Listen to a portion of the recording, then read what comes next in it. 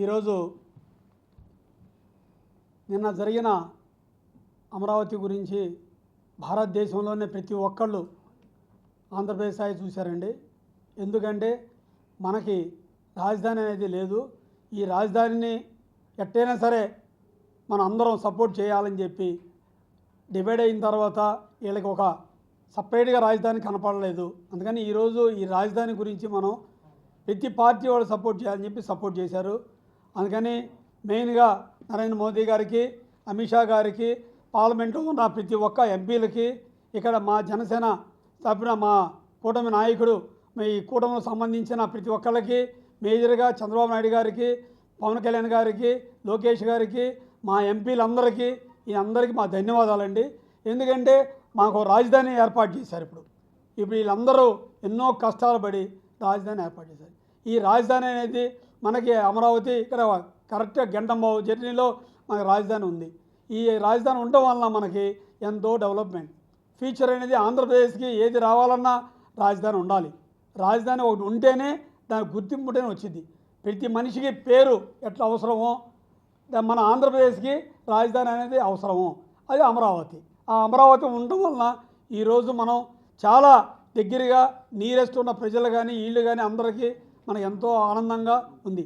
అమరావతి వలన రాబోయే రోజుల్లో ఎవరు ఊహించినట్లు, ఎవరు దాన్ని కని విని ఊహించినంత విధంగా ఉందండి. ఎందుకంటే ప్రతి బిజినెస్ మ్యాన్ ప్రతి ఒక్కళ్ళు మనకి మధ్యలో ఉంది కాబట్టి రావాలని చెప్పి అందరూ చూస్తున్నారు. ఈరోజు దానికి ఎంతో వైభవంగా 2028కి కంప్లీట్ చేస్తామని చెప్పి నారా చంద్రబాబు నాయుడు గౌరవనీయులు ముఖ్యమంత్రి గారు నారా చంద్రబాబు నాయుడు గారు చెప్పారు కాబట్టి అది డెఫినెట్గా డెవలప్ అవుద్ది. ఆ నమ్మకం ఉంది. ఎందుకంటే విజనగల లోకేష్ నాయకుడు ఉన్నాడు, ప్రతి వెనకాల పవన్ కళ్యాణ్ గారు ఉన్నారు. ఆయన ఒక శక్తి, ఆయన ఎప్పుడు చెప్పగల. ఆల్రెడీ చెప్పారు, మోదీ గారు చెప్పారు. ఏమని చెప్పారు? పవన్ ఒక శక్తి అని చెప్పారు. ఆ శక్తి వెనకాల ఉన్నంతకాలం ఈ కూటమికి ఎవరు ఇబ్బంది లేదండి. ఎందుకంటే కూటమి అనేది ఎప్పుడు కలిసి నలిసి పబ్లిక్కి ప్రతి ఒక్క నార్మల్గా ఉండే ప్రతి వ్యక్తికి కావాలని ఏం జరగాలో ఏం కావాలో అదే ఇవ్వగలుగుతున్నారు వీళ్ళు కూటమి. అందుకనే ఈ కూటమి వలన ప్రతి ఒక్కళ్ళకి ఆనందంగా ఉంది. ఈరోజు ప్రజలు కానీ వ్యాపారస్తులు కానీ అందరూ చాలా మనకు ఒక రాజధాని ఉండి ఒక బిజినెస్ ఉండి ముందుకు వెళ్దామనే ఆలోచనతో ఉన్నారు. ఈరోజు జరిగింది. ఇది చాలా ధన్యవాదాలండి.